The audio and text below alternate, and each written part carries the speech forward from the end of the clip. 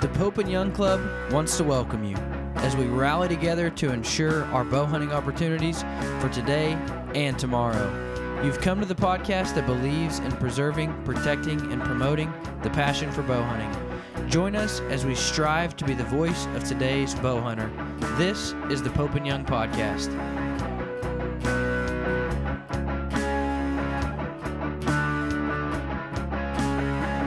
Hello, everybody. Welcome to the Pope and Young Podcast. Jason Rounsville here, joined as always by my co-host Dylan Ray. And we have with us Brian Murphy from Hunt Stand, who is our newest corporate partner at Pope and Young. So, Brian, welcome to the show and welcome to the corporate partner program with Pope and Young. We're excited to have you. Thank you so much. Glad to be with you guys today. Yeah, it's this is a neat partnership. I know we've been working to put the finishing touches on this for a while. I'm excited about it, and I think it's a really great fit. So what I'd like to do is can you give us a little background about yourself and your bow hunting career and stuff, and maybe some of the biology background, just so folks have a better idea if they don't know who you are about Brian Murphy. No, I'd be glad to. Yeah, I was fortunate enough to grow up as a hillbilly redneck kid in the foothills of the Ozark Mountains in northeast Oklahoma. Started bow hunting at age 7. My father was an avid archer, so I had both gun and bow in hand as a country kid growing up. Hunting, fishing, trapping, and but where I lived at that particular time in northeast Oklahoma in the 70s. Deer were not something you could bow hunt. In fact, it wasn't even until I was about 11 or 12 years old that they even had a season in my home county for deer. That's how scarce deer were in that part of the world at the time. And so, my bow hunting, background started like most young kids, and that's shooting, rabbits and squirrels and that sort of thing, and just poking through the woods, stump shooting and having a good time. And went until a little later in life that I was able to bow hunt for the first time. And in fact, didn't take my first deer with a bow until I was in college, only because that was when I had opportunity, frankly, to hunt where deer were. But I was a young, redneck kid, as I mentioned, and that spurred my interest in a career in wildlife management. And, I was so fortunate at the age of 12 to read a magazine, an Outdoor Life magazine. I remember it vividly, that spoke about someone, a biologist working on deer. And so, it was my epiphany of my life at that ripe age of 12, and, convened a meeting with my parents. I thought that was normal, and told them what I was going to do in life, and told them I was going to be a deer biologist. And they kind of looked at me puzzled and literally asked me, "Is that a real job, and does it pay money?" I spent about, the next 40 plus years trying to figure that out. But no, it did afford me a career in wildlife biology. My family moved to Texas when I was in middle school, and did my undergraduate at Texas Tech University, and got to cut my teeth on some really, I think, innovative research on big buck movements in South Texas. I was fortunate to be part of the very first helicopter net gun operation in the U.S. in South Texas, where we went from the old drive net days to the helicopter net gun that came from New Zealand, and got to be on 12 consecutive years worth of helicopter deer work, over my career there. And ended up doing my graduate work on whitetails at the University of Georgia, and then got an opportunity to go overseas and actually work for the Australian government and be the first deer biologist in their country. Unfortunately, where I lived there, it was illegal to bow hunt. Even though these were native or non-native deer, bow hunting was illegal in that part of Australia. And so the only 4 years of my life since I was 7 that I didn't bow hunt was when I was down under. But certainly that is my passion, is whitetail bow hunting first and foremost of any other recreational pursuit that I have, that I enjoy. But when I came back from Australia, and the most folks know me on this side of the world, if they know me at all, would be my affiliation with the Quality Deer Management Association. And I spent 23 years there as CEO, and kind of ran around the country spreading the gospel of quality deer management. And, that was my introduction to Pope and Young, frankly. And we had a lot of shared friends and common causes.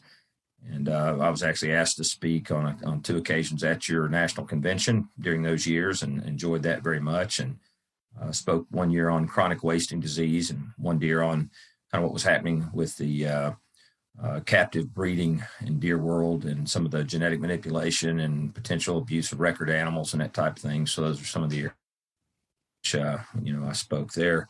For the last 2 years, I retired from QDMA in 2020, and not long after joined the team at HuntStand, the app, hunting app that we'll talk a lot about today.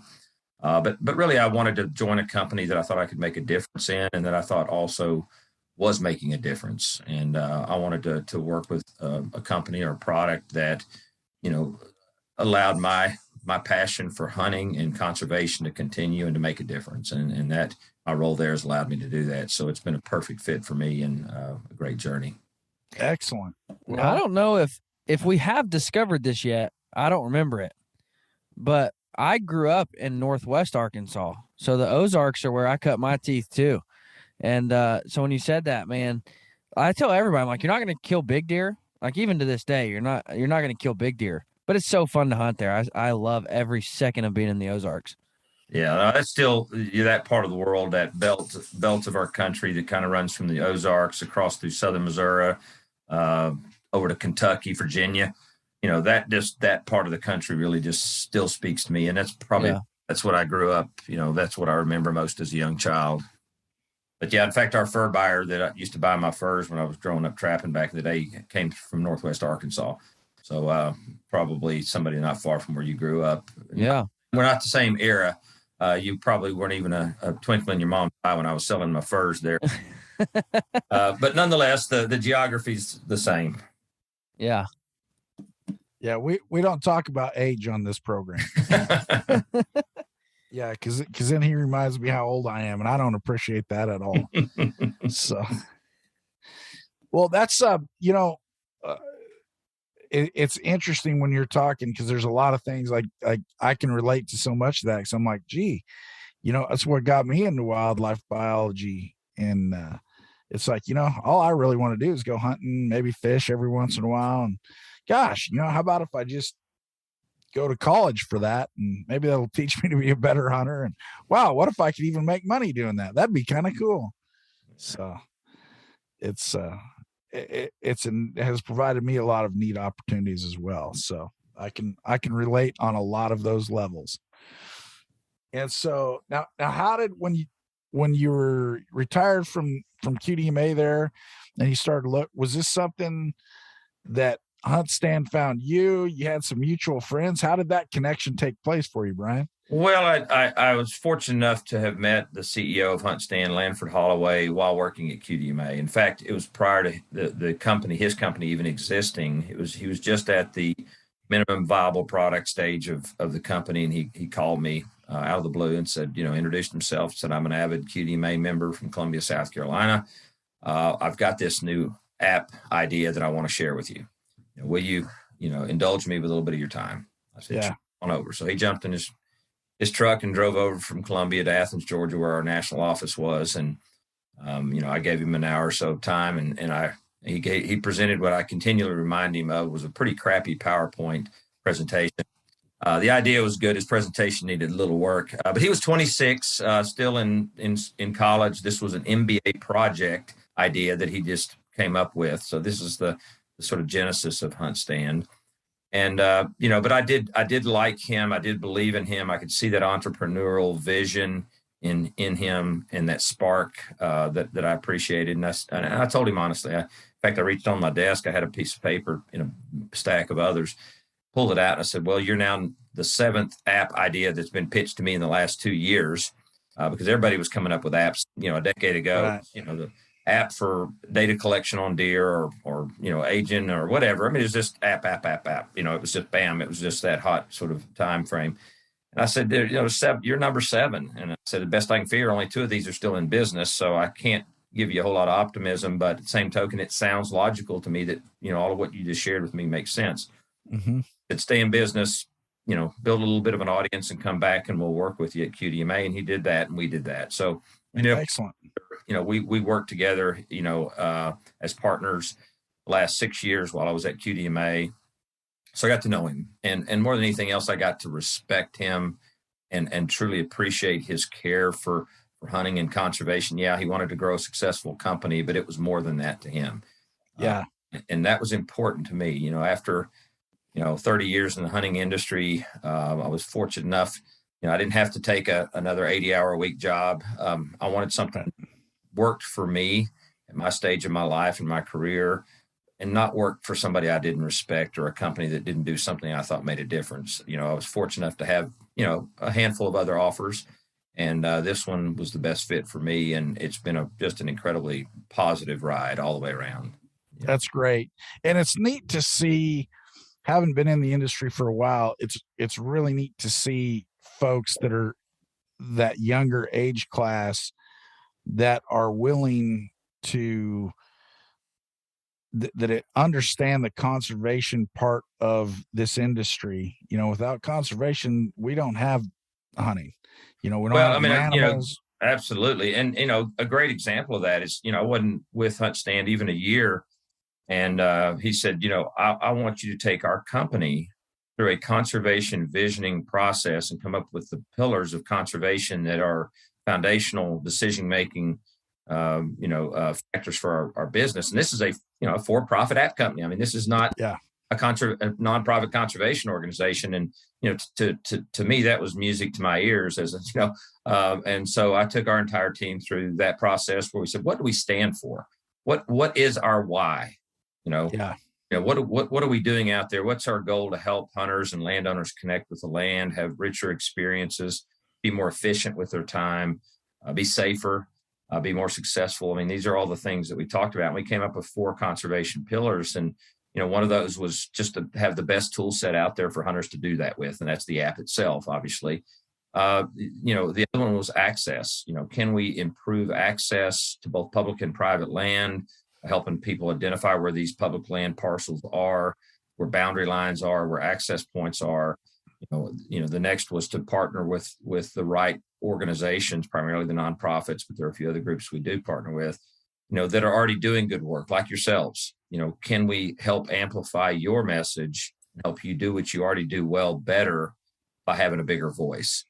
And that's one thing we have is an incredibly large audience of 2.5 million people. I mean, we're right there with Bass Pro and Cabela's with the reach we have. And the 4th conservation, pillar we had was the R3 movement, retention, reactivation, and recruitment, retention, reactivation, the R3s.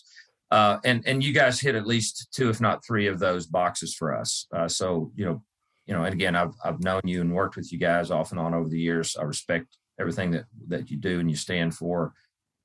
You align philosophically with me personally and also of our company. So it was really a no-brainer for us to reach out to you, and thankfully you guys wanted to consider some mutual opportunities and work together, and we're grateful that we found a path forward.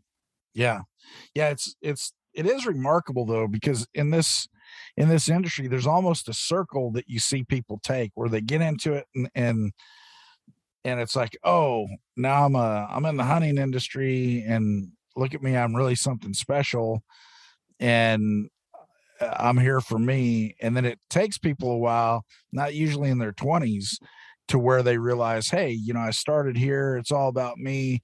And then, I reached this other level of almost enlightenment, if you will, where, hey, you know what, hunting and the outdoors have been pretty good to me. Maybe it's time to give back. And we notice that when you talk to people like, there's a lot of folks who've been in the industry a long time. Our speaker last year at the convention, this is somebody that we all know. Here's Michael Waddell, the bone collector. And when you talk to him, you can tell that he's in the give back stage. We started talking about come to the convention. He's like, oh yeah. He's like, how can I help? He says, everything's been good to me. And, how can I give back? And you see that, you talk to other people and they're like, well, I need this huge check just to show up to grace you with my presence. And it's like, okay. Yeah. So how neat that they had the insight, to have that in the starting up sense, when they were just getting yeah. I along. mean, again, we're fortunate in that Lanford, grew up. He's an avid hunter. His family has multi-generational landowners. They've owned one tract of land in South Carolina now for, I think they're on their 5th generation or something. They come from it naturally, organically. It's part of their DNA. And so, and I also applaud him just personally that he's an old soul for a young guy. He's matured, very fast. And is at that stage much earlier than most people get to it. So it's just a great opportunity, a great company, and one that I'm certainly very proud to be affiliated with. Yeah. Well, we were excited, when this all came up, and we're like, you just, when you're out there are businesses that you hope you can do business with, that, if you had to make a hit list, you're like, wow, sometimes you do business with who you want to, and sometimes you do business with who you have to. And I've been very encouraged. Let's not start naming names on which. Yeah, we won't name names, but it's, but it's encouraging that, here we have, those two are this, like, who you want to do business with is who you get to do business with here at Pope and Young. And so we were excited about it. I know Dylan is, and I think it's going to be really good partnership moving forward for our members. And so we're excited about it. So as far as what excited me most was really, I heard Hunt Stand. I'm like, another map, Yep. Another online map for my app, for my phone. What sets Hunt Stand apart map wise? Because when you started telling me those things, I'm like, yep, it's them. Let's do it. You know what I mean? Mm-hmm. Yeah. So, a lot of listeners will be familiar with other apps out there. We're certainly not the only choice in the game. However, ours works very differently than, a lot of hunters from out west will be familiar with OnX, for example. That's just, one of the other offerings out there. We work differently in this sort of the logic framework of our app. Ours works on a hunt area concept. So you pick a piece of ground, no matter what kind of ground it is, public, private, your house, it doesn't matter. Just, we call it a hunt area. And you can then, mark that area up, save it, mark the boundaries, do everything you want, and share an entire hunt area with another person or as many people as you want to, frankly. So you can share an entire annotated map. Most of the other app offerings out there, you can share just single waypoints. You can drop a pin and share a pin. That's where my stand is, but you may want them to have the entire property with all the different stand opportunities out. So, and we also have, most of, I think all, but I think I can safely say most of the other apps only offer a single satellite view. There's a number of satellite providers out there that we all can pick and choose from whose data we want to purchase and, for our apps. Most pick a single one because that's cheaper than paying for several. We actually have three different main satellite layers. So we offer all of the different views. So one may have a more recent view of your property than another. So one may be just clear because that's the day they took the imagery that was better. So we offer a lot of different map views. And frankly, our mission is pretty straightforward right now, and that is to build the single greatest Eastern hunting whitetail product on the planet. Not that it's not great west and other places, but, first and foremost, we know that our core audience, are whitetail, turkey, bear hunters from the Eastern United States. And so, we are clearly focused on making sure that our functionality is superior to everybody else's on the planet when it comes to that type of hunter. Again, it'll do all the stuff that all the other apps will do in the West, but most of theirs won't come close to ours in the East. And that's kind of the key separating factor. And price point also is an important one. Our most expensive offering currently is just $30 a year for the whole nation. Most of the other competitors, you're going to pay $100 or so for that type of suite of benefits, and they'll still fall short to what Hunt Stand provides. So, a lot of current functionality, and at some point during the call, I'd love to share some of the new functionality we're coming out with just literally within the next 4 to 6 weeks. And a couple of them are whitetail specific tools that I actually personally created. So I'm kind of biased, but I think they're going to be just absolutely incredibly popular and useful to whitetail hunters in particular.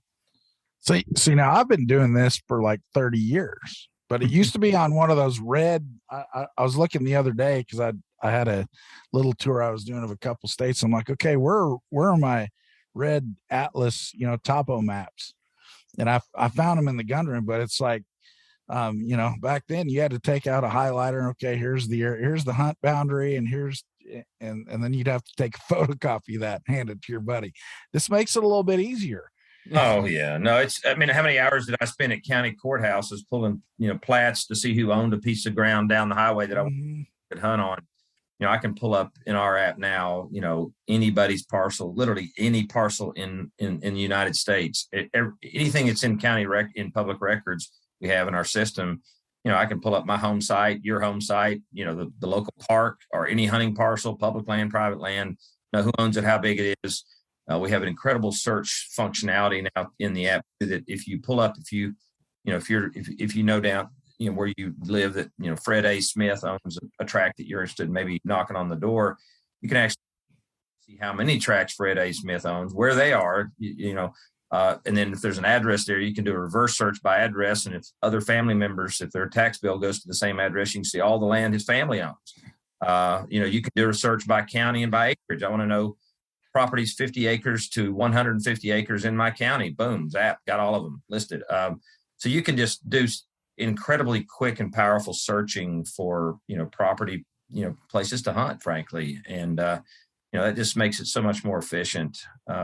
Jason, you're, roughly my age we can both remember probably when the apps started hitting the market. And, my first inclination was, I grew up hunting, fishing, trapping. A map to get me back to my truck or tell me where my stand is. I know where I hung my stand. It is incredible all the things you can do. And now it's like, why would I not use it? I can be more efficient. I have also been, frankly, more successful. And I hate to almost admit that this made me a better hunter. I've been more successful the last few years of my life than I have prior to that because I just know so much more about a particular area. In terms of access points or wind direction or something that I can get real-time data on and adjust my strategy and fine-tune it. And it's allowed me to take some great deer. In fact, I took a beautiful mature buck with my bow last year that I literally can, attribute to hunt stand on a big property that I'd hunted before.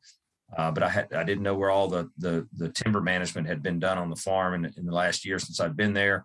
And so with, hunt stand, I was able to zoom in and figure out where the timber thinning had taken place, where natural vegetation was better, a lot more likely to be holding deer.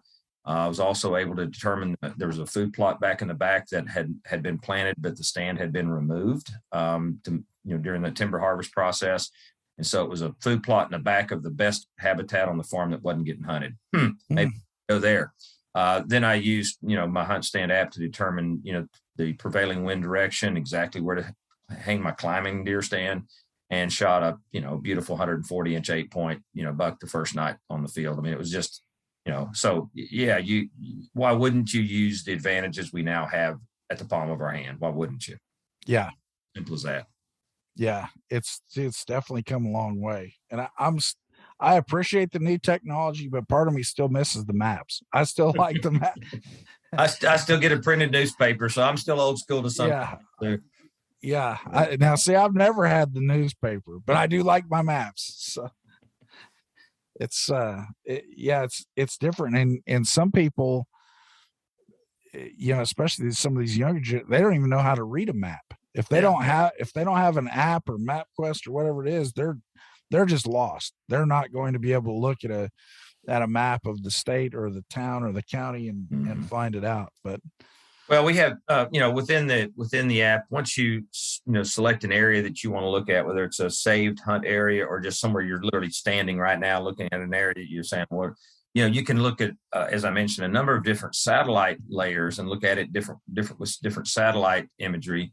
Then you can also go to a topo map. If you can read a topo map, you right. can see lines. You can go to what we call the real 3D view, which is literally like flying a drone on your property. You can get a 3D from above. You can pan and zoom and fly through the property. And if you've got some topography, if you're in the West or in some of the Appalachian country in the East, you can literally fly like you're flying a drone through a property and see the ridges and valleys and drop down into it.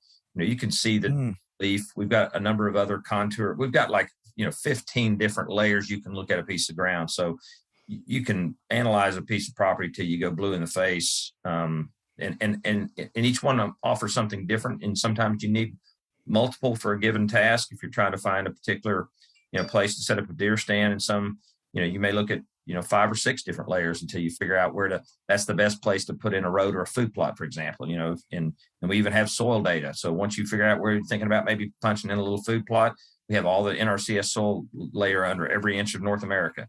Push a button, all your soil profiles come up, so you can tell what soils are best for, again, it's just incredible, all the depth. I sort of liken it to a smartphone. Most of us use probably 10-20% of what the capability of that phone is. That doesn't mean there's not a lot more functionality if you want it. And that's how HuntStand is. Most hunters would probably use about a third of the main features all the time. But if you want that other stuff, down to an advanced trail camera algorithm, you want to mark trail camera photos of a buck of choice, it will then calculate with a statistical degree of accuracy based on all the data that you have of photos from that buck. You can mark that particular buck you're after, and it will give you a probability of where that buck's going to show up next. So, I mean, it just goes on and on of what can be done within the app. Wow. Does it do that for elk? It will. Yeah. Well,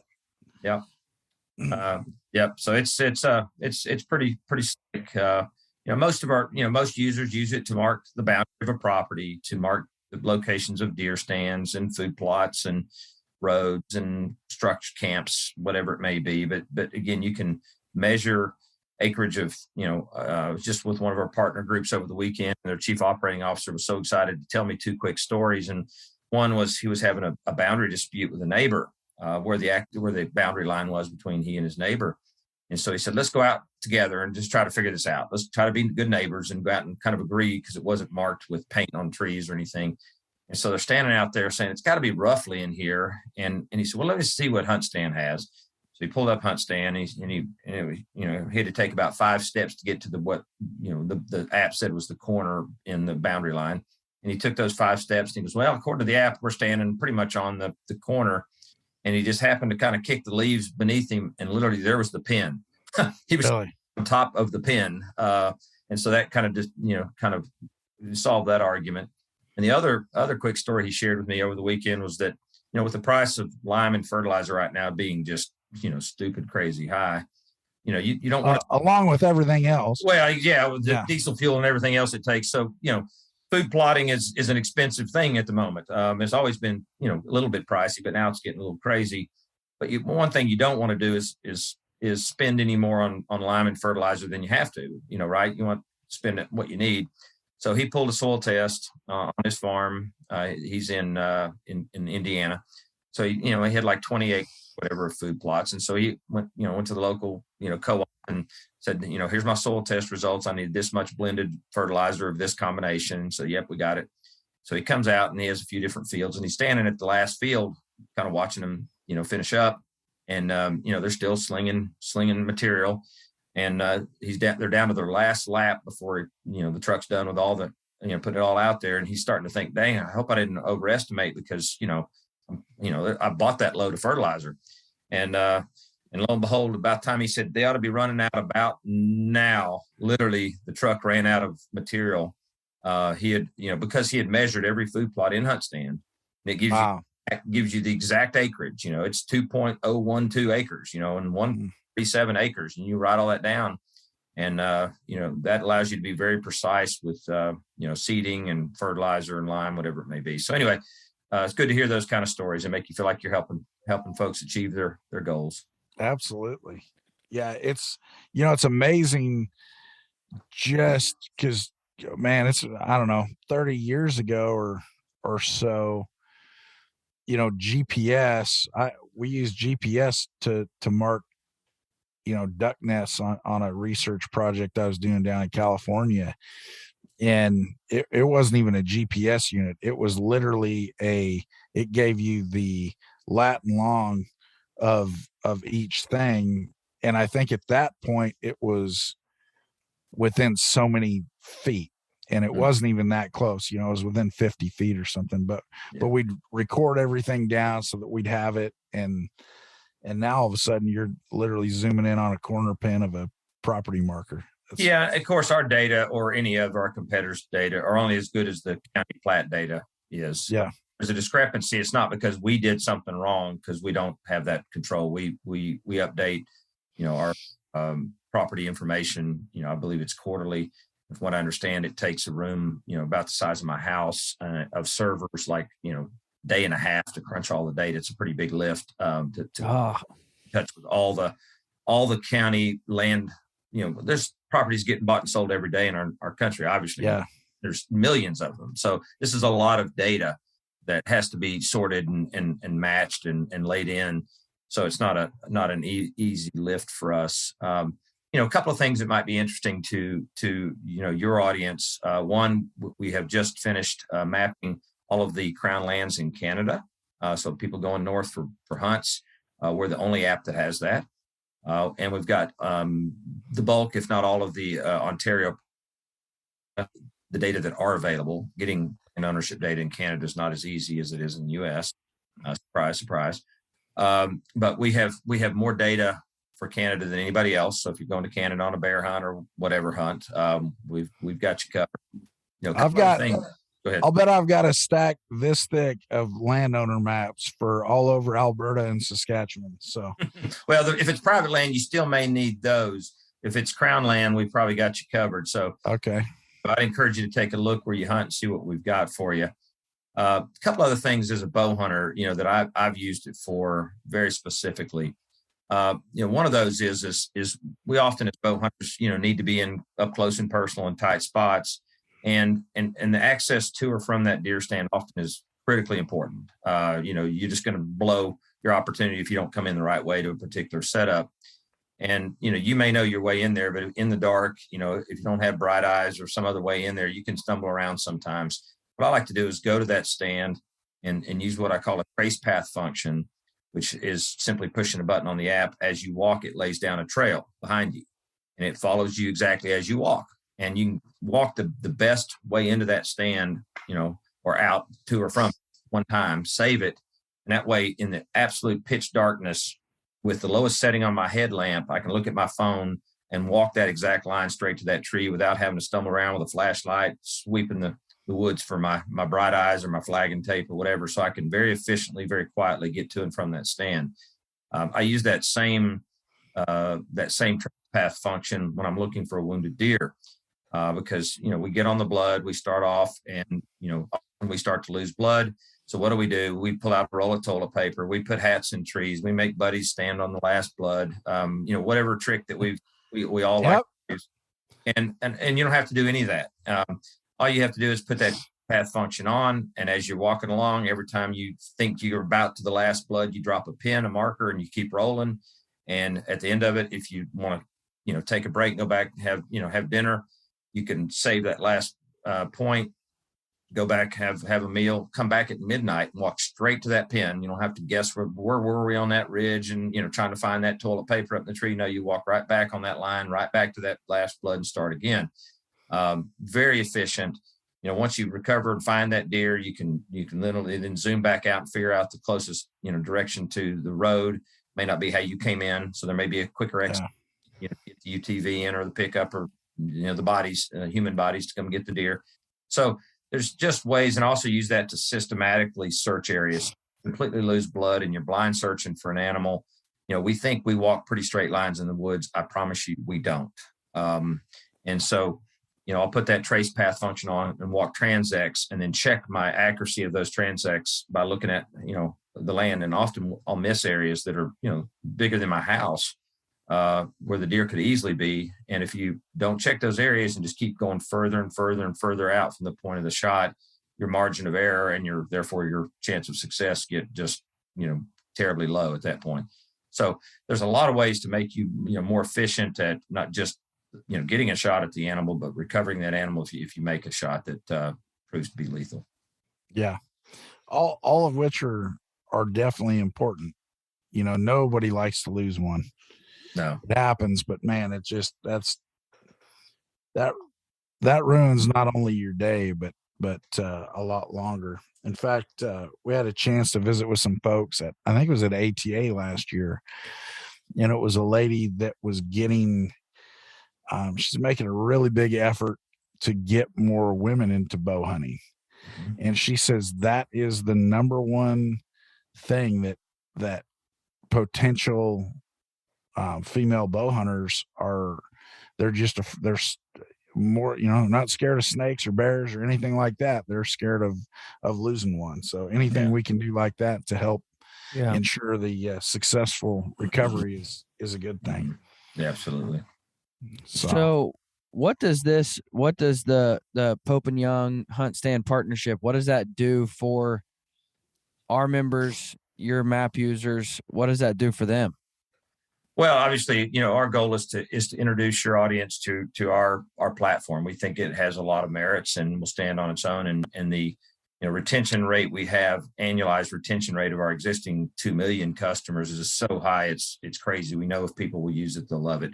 So, our goal is to work with partners that we support, and we support the mission of those groups, and to get our platform in our users' hands.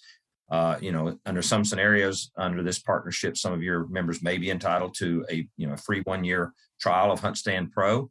Under different scenarios, they may be offered a discount. Again, the most expensive product we currently have is $30. So we're not talking about, even if you pay market price for it, you're not paying much for the incredible, tool set. So it's also, the organization benefits because we have such a big reach. Again, our email list is over 2 million. We can amplify your message, your mission to a wider group of folks and introduce new people to what Pope and Young's about. There are some, I run across thousands of hunters, throughout my career, and, many know exactly what you guys do. Some have some possible idea and others have it wrong. Yeah.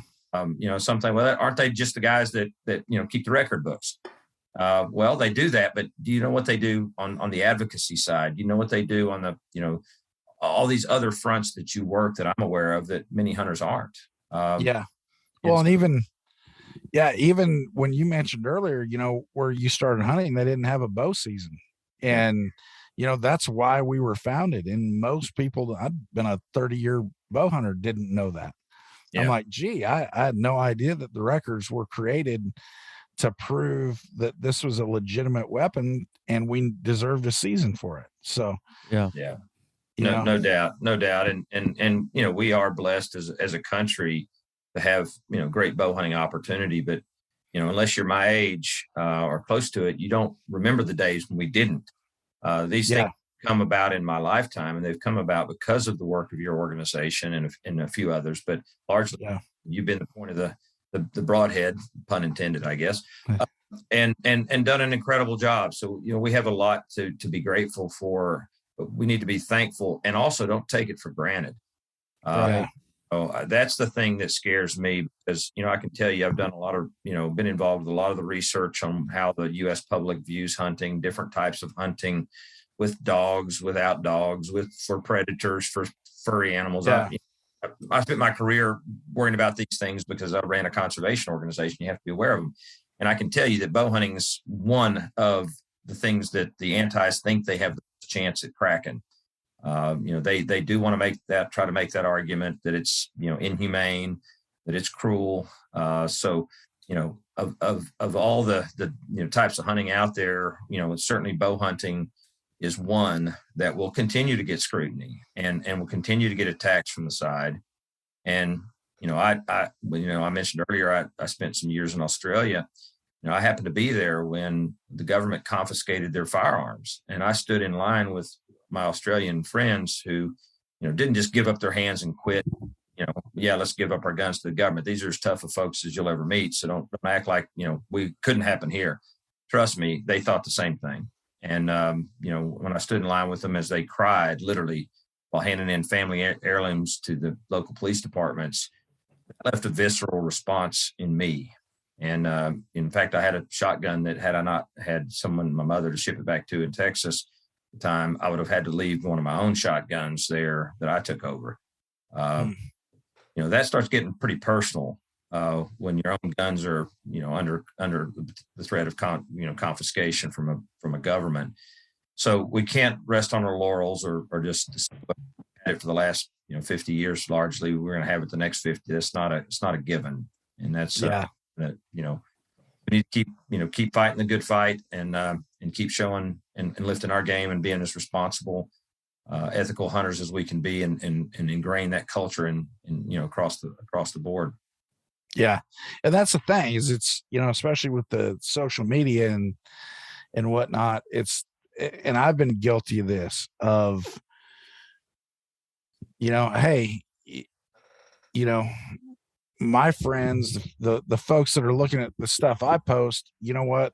They don't care if they understand that when a deer, gets shot and dies, there's going to be blood. Mm-hmm. And so, I've been guilty. Oh, so there's blood. That's just part of the game. And, people have been like with the magazine and what we post on the website, they're like, hey, we've got to clean this up. It's got to be better. And I've caught myself sometimes thinking, why? We're hunters. But everybody's watching. It's not just the hunters that are looking at your website. It's these other people and they're masters. I mean, they don't have anything else to do. They're not hunting. They're not fishing. They're not scouting. They're not hanging tree stands or creating food plots. They're sitting in their mom's basement thinking of ways to take those rights away from us. And the sad thing is they're very good at it and they're watching. And if they can use our own words or posts or pictures against us, they'll do it. And they're no doubt. We got to always keep in mind that, right now, hunters in America represent about 4.5% of the U.S. population. That's tiny, right? 4.5. We enjoy something that very few people get to do, pursue a pastime that only 4% of Americans, do. And only about roughly a quarter to a third of those are bow hunters. So you're talking about we're a small subset of the American public. Thankfully, at least when it comes to deer and elk and some of the big game, we've got pretty widespread support for our legal right to do that.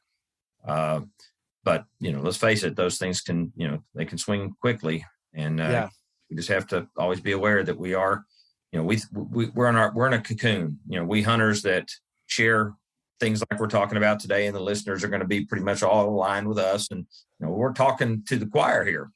Yeah. We're still only a couple of singers in a big group of singers out there. Yeah. It's interesting when you talk about some of the research. I was at the North American Wildlife meeting, I think 2.5 years ago or so. And it was when it was in Denver, and they brought in, the group that does all the studies and the research. And I mean, they've got the data on all this different stuff. And I had some good conversations with them. Cause I know sometimes in the hunting community, like bow hunting, some of the rifle hunters will take a shot. Oh, I found a deer with the broadhead in his shoulder. And it's like, okay, well, guess what? I shot one with a bullet in its shoulder. It happens both ways. Yeah. But among the non-hunting public, they actually, bow hunting was the most socially acceptable of all the disciplines out there. And it's apparently people think, they're like, it's not easier. It's definitely harder. They feel it gives the animals a greater chance and it's a more level playing field. And that one, when they told me that, I was absolutely shocked about that. I wouldn't have figured that, but it's something I found back when I was working with the Quality Deer Management Association. We pioneered the Field to Fork program that many people are familiar with. And our target audience were adults who had some interest in hunting but had never hunted before. It's not a kid program. This was an adult mentorship program. And we had males and females, probably 2/3 male, 1/3 female, anywhere from 30 to 70 years of age, generally some in their 20s even, but adults. And just as you pointed out, the three sort of big things that came up with them is they wanted to understand the why, how hunting fit into conservation. It really was part and parcel of conserving a species effectively for the long haul. They wanted to be sure that they could take and make an ethical shot on an animal. Mm-hmm. And the third thing was, what in the world do I do with it once I find it? How to then, recover that animal, find it, gut it, skin it, quarter it, or at least get it to a processor. How do I recover that animal? So those are really the three big hurdles. And what we found with the shot part of it is that, many of them had an apprehension of firearms. They came from walks of society that had ill-conceived notes or thoughts about, use of firearms, the noise, the recoil, just the whole thought of it. So we actually started them with, I hate to say crossbows. I know those aren't certainly popular, but for them, it was a great fit because it bridged the gap. And many of them became vertical bow hunters. Many became gun hunters, but, they started with, at least archery style tackle because of that very thing. They wanted to make an ethical shot, but they didn't want the thought of a gun going off in their hand. And most of these, in a few weeks training, weren't ready for a vertical bow just yet. A couple of them did get on, and I was impressed with those that did. Showed up with their own vertical bows and worked at it, and some were successful. So, but yeah, I think you're spot on with your thinking there. The public who understands what hunting is about realize the challenges that we self-impose often as bow hunters. It's nobody does it because it's easy. Yeah, it's definitely not the easy way to go, but it is rewarding, and it gives you a lot of folks talk about the intimacy, if you will, and the interactions that you have at that, let's say, the 80-yard mark, where with the rifle the hunt's over. You're carrying stuff back to the truck, but with a bow you're still hoping to get into the game. It can be one of the most rewarding and yet frustrating, and that's what the value of anything in life to the human experience is, inverted to the difficulty in which it took to achieve it. The harder you have to work for something, the more it means. It's just common sense. And if you want to reach the pinnacle of your hunting career, in my opinion, it's with a vertical bow, matching wits against one of the sharpest animals on the planet. And thankfully the whitetail fits that bill for most folks, and it's available to most. And so, I have, been doing it for a lot of years. And, I've been successful the last 25 years in a row since I returned from Australia, where I couldn't hunt. I've taken at least one whitetail with a bow every year for 25 years. But I have also looked like a dadgum blooming idiot more times than I can count. I have found new innovative ways to screw up a bow hunt that somebody with my years of experience should not do over and over again. I'll go through stretches where I'll make just perfect one shot, pass through, recover him in 50 yards. And then I'll go through where I miss him completely and I shank shots and I spook him. And, I just, I don't play golf much anymore, but I liken it to your golf game. If you want to, go do something that is incredibly frustrating, but at the same time rewarding, that's sport for you. Yeah. I used to golf a little bit, and I was never a golfer. I just had a set of clubs. So it was never pretty. Yeah. And I, and I think some people, like when they're practicing their archery stuff, they liken it to hitting a bucket of balls. And they're like, oh yeah, I'm pretty good because I made a good shot. And I'm like, yeah, but you shot 16 arrows to get that one shot. Yeah. I know that's how I was with golf. I'm like, oh man, did you see that drive? And they're like, yeah, man, that's your second bucket of balls. It's about time you hit one good. Exactly. But I think as hunters too, it's obvious that by having to be close to the animal that you're going to see a lot of animals that you can't shoot. Therefore, you're going to learn a lot. You're going to be forced to watch animal behavior and see things that you would never see as a gun hunter because you'd be able to shoot that animal and be done with it. Yeah.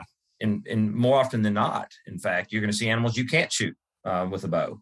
And so it forces you to be observant, forces you to work harder at getting your stand in the right place. And you have to learn that, that fine art of when to make your move as a bow hunter, when to draw, how to draw, how to stop the animal, how to make the shot, how to get the mental clarity and focus you need at that moment of truth. And how many new bow hunters can stack arrows one after the other 20, 25 yards and go out there and miss a deer completely because they have mental just, washout syndrome.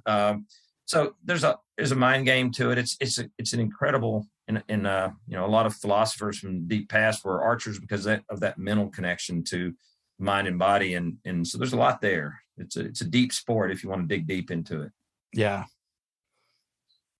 So, well, Brian, one question that we ask every guest on this show is that when you find yourself up in a tree stand or hiking in the backcountry, what is one piece of non-traditional gear that you always have with you that you can't leave the house without?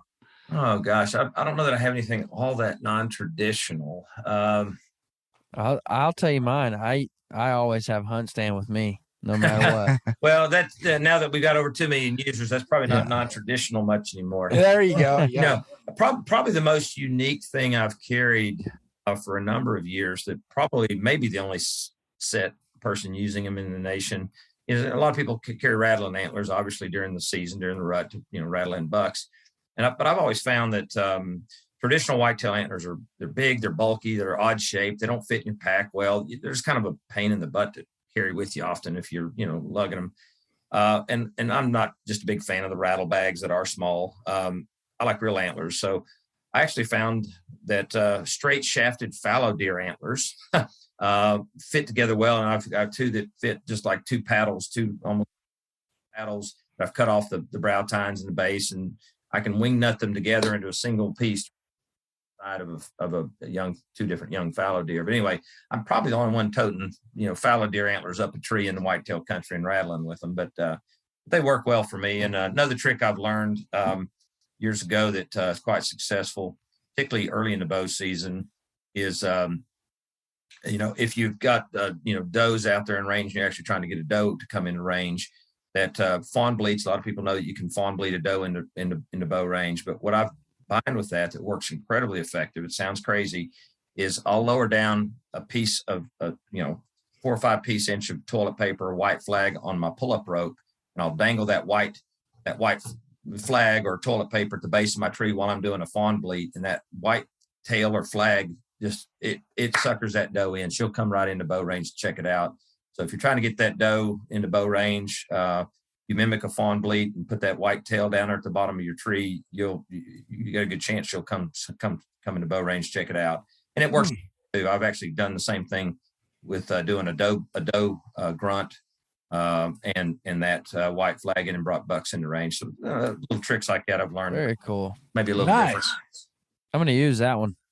Yeah. It's you feel a little stupid lowering down something white, down at the base of your tree and flipping it around in the leaves. But if you combine that with some vocalization or something that, just a curiosity factor alone, but I guess that white tail mimics the white tail of a deer, obviously, and gives them some. And if I've done it often where I'll do a fawn in distress with it, and it'll look like a fawn flopping in the leaves at the base of my tree with that fawn in distress bleat. And, that a doe that has a fawn at foot or not far from it, early in the bow season, that maternal instinct kicks in and they got to come check it out. Huh. That's a good tip right there. Although I've had a couple of hunts where, man, I wouldn't want to give up any toilet paper just to be dangling on her. So, you can always pull it back up if you need it. I suppose so. Yeah. Yeah. So, well, Brian, we sure appreciate you being with us today. We're really excited about this new partnership that we're putting together, and appreciate you guys taking this step up for bow hunting and for conservation. So thanks for all you guys do to facilitate what we all love. Well, thank you all. And I'll leave it with just a couple of tidbits of some things yet to come that are coming soon for our app. So kind of whet the appetite. And we hope to get these out sometime, by the end of August, early September of this year. So not far. One is a new whitetail rut layer for the entire United States. So I have pulled all the data for every state in which whitetails exist, worked with all the state deer biologists to get that, crunched it all down. So now we have a color-coded whitetail rut map of the United States to the county level. So every county in America, we've got a 2-week peak whitetail rut date set for everybody. So that'll be a nice thing if you're trying to plan a hunt and look at some dates. First one to ever get that done. Nice. That was a big lift. The other thing I've done is created a science-based, biology-based algorithm that it works much like a weather forecast, but it's a deer movement forecast. and it works up to 7 days in advance, where you can look at the any of 3 periods per day, morning, midday, or afternoon hunts, up to 7 days. You can look at 21 different possible hunt periods of the week ahead. And it will then give you a statistical probability based on everything we think we know about whitetail, what drives whitetail movement, so that you have some idea of when deer activity may peak, and therefore when you might be more successful. So that's a pretty cool thing. We've also worked with a GIS, geospatial mapping company, to create a whitetail habitat suitability layer. So it will tell you the inherently better sites for whitetail habitat in our country. So you can look at a layer of the country and overlay where you live, and kind of, if you're looking at, ground to knock on doors or lease or public land, you can see at least where on those areas are more likely to have better natural habitat features, and therefore may hold slightly more whitetails relative to areas near them.